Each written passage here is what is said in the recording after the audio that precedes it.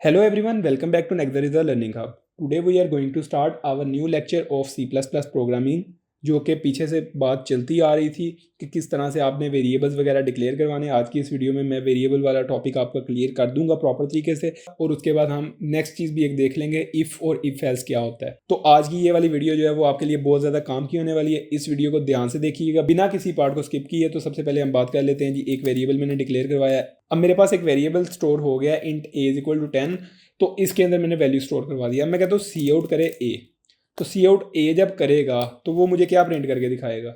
आपको पता है ऑब्वियसली सी बात है जी, हमें 10 प्रिंट करके दिखा देगा, ए के अंदर 10 पड़ा हुआ है। अब मैं कहता हूँ कि मेरे पास एक वेरिएबल है इंट बी, तो मेरे पास इंट बी के अंदर पड़ा हुआ है 20, तो मैं इसे सी आउट कर रहा हूँ। सी आउट करके देख लेते हैं जी यहाँ पे क्या पड़ा है, तो ऑब्वियसली सी बात है 10 और 20। अब ये देखें आपके सामने कि 10 और 20 जो है वो बिल्कुल साथ साथ लिखा आ गया। तो ये इसके लिए क्या करना पड़ेगा हमें, ये क्यों लिखा है? तो देखें हमने लिखा सी आउट ए और सी आउट बी। जब ए और बी लिखा है तो उसने ऑटोमेटिकली कोई कंसोल के ऊपर काम नहीं करना, आपको बिल्कुल साथ साथ रो बाय रो आपको चीज़ें दिखाता जाएगा। मैं नेक्स्ट इसके अगर साथ एक और सी आउट बी लिख दूँ तो भी ये हमें वही काम करेगा कि वो बिल्कुल साथ दिखा देगा 10 20 20। तो ये इस तरह से आपको जो है ना शो हो रहा होगा। इसको क्लियर डिफाइन करने के लिए कि हमने किस तरह से करना है, तो आप यूं कर सकते हैं कि सी आउट ए लिखा, उसके बाद आप लिख दें सी आउट कॉमा। तो ये देखें आपको 10, 20 शो हो गया होगा, लेकिन हमें इसे मज़ीद जो है ना वो ज़्यादा अच्छा करना चाहिए। तो इसको आसान सा तरीका है कि हम सी आउट एक दफ़ा ही लिख लेते हैं। सी आउट लिखने के बाद आप इसे इस तरह से डिफाइन कर दें, तो ये आपका जो है वो स्पेस आ जाएगी। नेक्स्ट हम इसके बारे में अगर बात करें तो यहाँ पे भी आप इस तरह से इसे डिफाइन कर सकते हो, कॉमा दे के सेपरेट कर सकते हो। तो ये देखें जी हमने कॉमा से सेपरेट कर ली है 10 20 20। तो आप इसे मल्टीपल तरीके से इसे ज़्यादा खूबसूरत बना सकते हो। अभी के लिए मैंने आपको ये चीज़ें बता दी हैं। अब मैं यहाँ पे लिख रहा हूँ कि हमारे पास जो है ना वो प्रिंट तो करवा दिया उसने ए कॉमा बी। मैं कह रहा हूँ कि ए कॉमा बी ना हमें प्रिंट करवाए, हमें वो करवाए ए प्लस बी प्रिंट, और देन उसका आंसर भी शो करवाए। तो वो चीज़ कैसे लिखेंगे? हम लिखेंगे सी आउट ए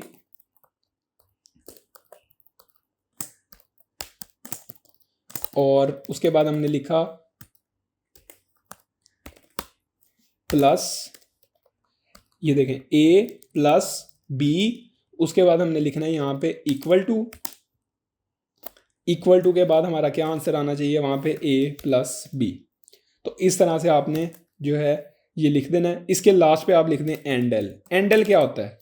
एंड एल आपका जो है वो एक कीवर्ड यूज़ होता है नेक्स्ट लाइन पे जाने के लिए। आप एंड एल की जगह पे एक और कीवर्ड यूज़ कर सकते हैं जो कि स्ट्रिंग में यूज़ होता है, आप उसे \n भी कह सकते हैं। तो ये मल्टीपल टर्म्स हैं जो कि यूज़ होती हैं। नॉर्मली जब लैंग्वेज में लिखा जाता है तो एंड एल ही लिखा जाता है। नॉर्मली जब प्रोग्रामर लिखते हैं तो वो एंड एल ही लिखते हैं, तो मैंने आपको वहाँ पे वही लिख के दिखा दिया। अब हम इसे देखेंगे तो 10 + 20 इज इक्वल टू 30। तो ये एक प्रॉपर तरीके से हमें सोल्यूशन उसने दिखा दिया कि 10 + 20 अगर करें हम तो उसका आउटपुट जो है वो 30 आएगी। अब ये चीज़ आपको सारी समझ आ गई होगी।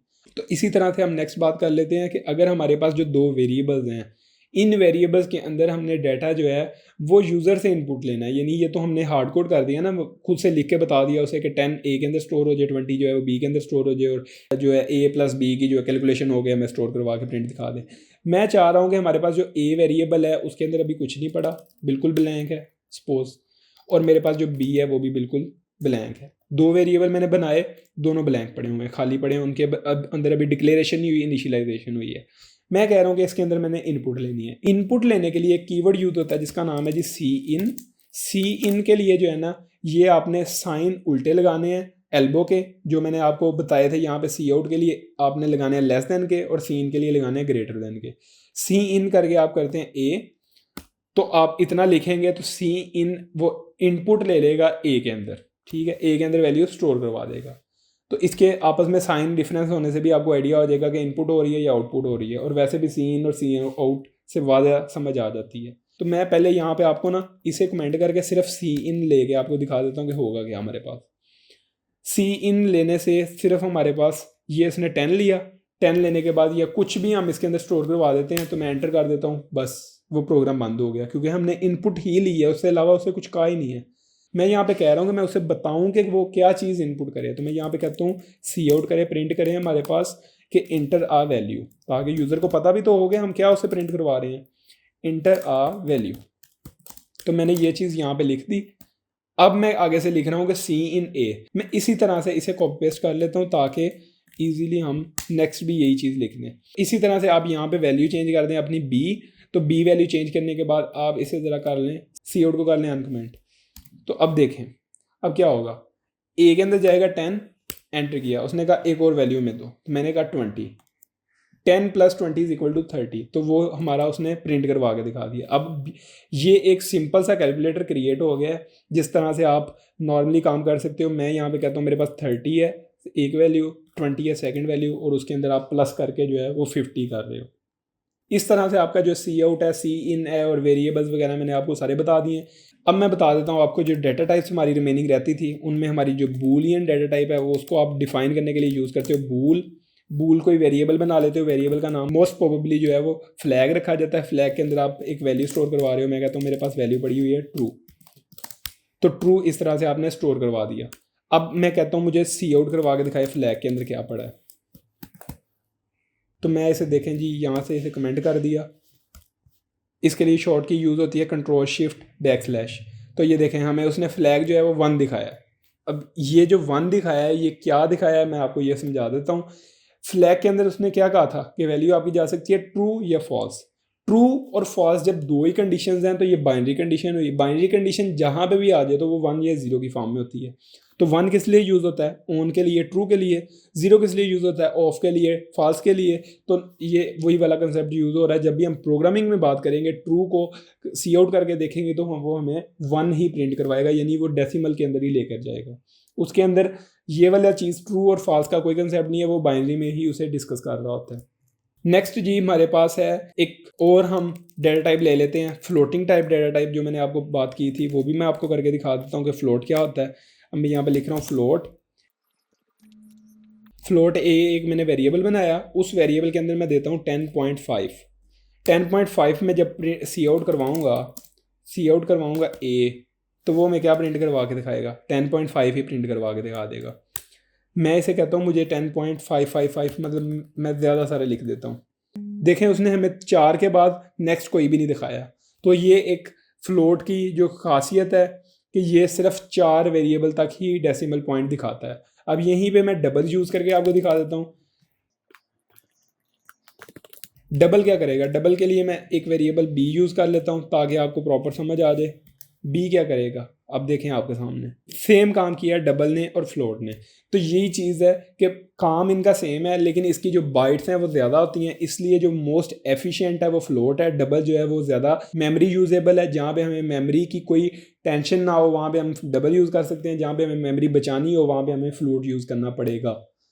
तो ये हो गया, आपको फ्लोट भी मैंने बता दिया, बूल भी बता दिया, इंटीजर भी बता दिया। इसके बाद आई थिंक्स हो कि आपके लिए कोई भी चीज़ जो है वो डिफ़िकल्टी नहीं रहेगी होगी इस टॉपिक में, डाटा टाइप वाले में और वेरिएबल वाले में। तो अब हम नेक्स्ट बात कर लेते हैं इफ़ और इफ़ एल्स की। जो मैंने आपको कहा था स्टार्टिंग में, इफ़ हमारे पास एक कंडीशन होती है ट्रू या फॉल्स की। इसके अंदर आपने बताना होता है, जैसा कि ये देखें ऑलरेडी लिखा आया था इफ़ ट्रू। तो इफ़ ट्रू से मुराद ये है कि यहाँ पर आपने कोई ना कोई ट्रू पार्ट देना है। अब ट्रू पार्ट क्या हो सकता है, मैं कहता हूँ कि अगर ए जो है वो बराबर आ जाता है 10 के, सपोज मैं ये कह लेता हूँ, या उसे मैं एक यहाँ पे नॉर्मली वेरिएबल नहीं यूज़ कर रहा, मैं उसे कहता हूँ कि अगर 11 जो है वो ग्रेटर देन है 10 से, अगर 11 बड़ा है 10 से, नॉर्मली हमें नज़र आ रहा है 11 बड़ा है 10 से, तो हमें सी आउट कर दे ट्रू, एल्स कर दे फॉल्स। तो ये देखें आपके सामने मैंने एक छोटा सा कोड लिखा है इफ़ और एल्स का। इफ़ और एल्स जो है ना वो एआई बेस्ड एक जो सबसे छोटा एआई कंसेप्ट माना जाता है इसे, कि खुद साख्ता काम करता है ये।